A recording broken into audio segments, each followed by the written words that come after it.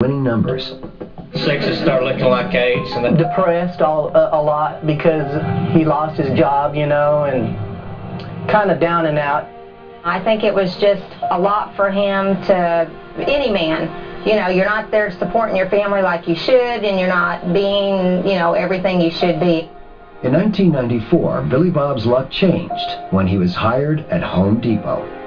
He was a real quiet, mild-mannered guy. Everybody knew him, liked him. He got along with everybody. He worked in the electrical department with me. Harold was relieved to have a job, but he quickly became discouraged with the slim paycheck. Like millions of other people, Billy Bob dreamed of one big hit.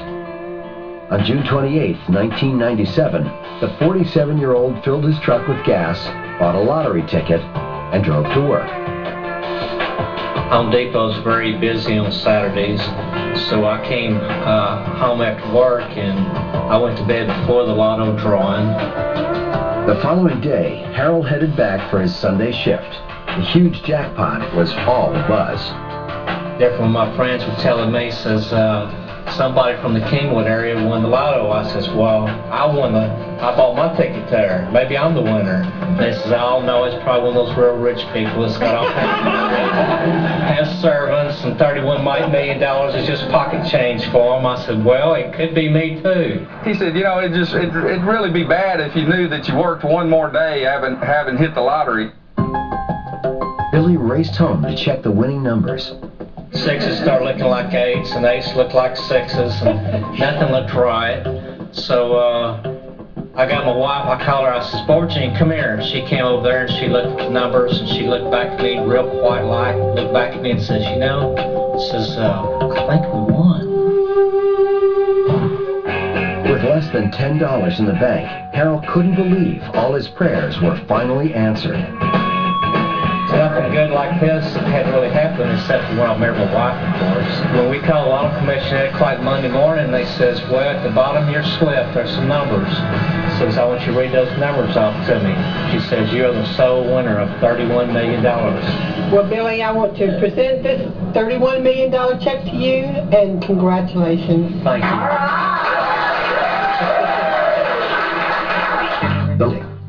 They had so many cars, new cars and vans, and it was hard to get through, you know, to my house for all the vehicles there. He started buying art. He bought some ranch property. He purchased about a half dozen homes. Billy Bob pledged millions to several churches. People would drive by their house, come by, knock on the door, call at all hours. People always had a sob story. My daughter's dying, can you help me? The random requests that you get, they're very hard to check out. They'll keep you up late at night worrying about people. If you have a heart, they'll empty, you know, all of the money. The chaos put a strain on Harold's marriage, but Billy liked the notoriety that came with the cash. He enjoyed the attention of people clustered around him, telling him how great he was, what great things he was doing by writing these checks to people who needed help. He liked that attention, and he apparently found that he liked the attention of other things as well, like younger women. He was a good Christian man, but this money created a fantasy world for him, and unfortunately, this was something that he lived out in real life. And that's not an unusual thing to happen when you have a large sum of money. Just 6 months after landing the jackpot, Harold's wife left him. A year later, the divorce became final. Billy Bob was devastated. He had went through a bad depression after losing his wife and family, and realizing, hey, I've lost the best thing that ever happened to me.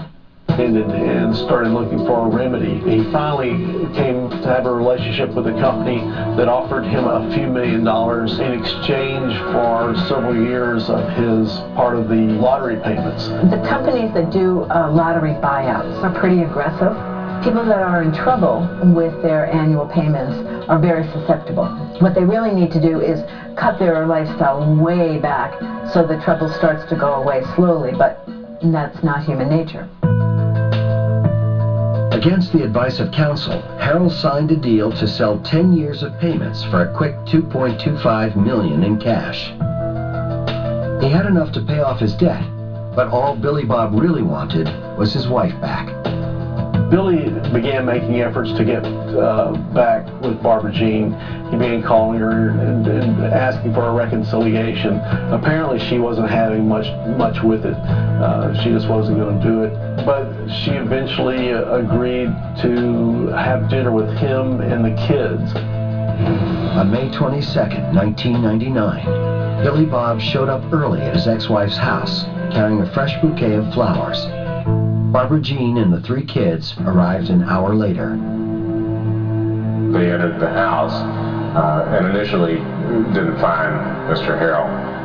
After looking around, they realized that he was in the bedroom. Bedroom door was locked.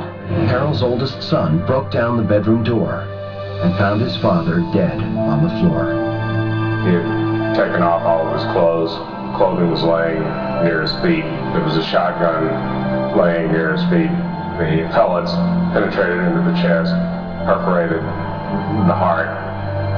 Outside the bedroom, there were actually 3 separate envelopes, each of which contained a short message written on the outside of the envelope.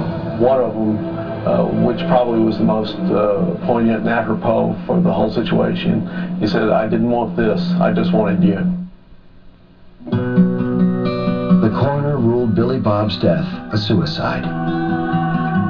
I just wish I'd have had an opportunity to talk to him. I don't know if he had anybody to talk to. Sometimes you're just not in your right mind, and when you feel like everything's just falling all around you, it don't matter how much money you got sometimes. You can just check out. Less than 2 years after winning the lottery, Harold was buried in a somber ceremony. He was 50 years old. Some members of Billy Bob's church felt he was forever damned. It was doom and gloom that day. There wasn't a song sang that was a happy one. Even the preacher seemed like he's preaching damnation, instead of, celebrating, his departure. Just really hurt me for his sake. They didn't feel there was any hope for a heavenly bound salvation for him because of the suicide. I think personally that he was saved and he had a relationship with Christ. It's ironic because when you win a large sum of money, you would think that your problems go away. In reality, what happens, a new set of problems come in that people are ill-equipped to handle. And in Billy Bob's case, it ultimately resulted in his death.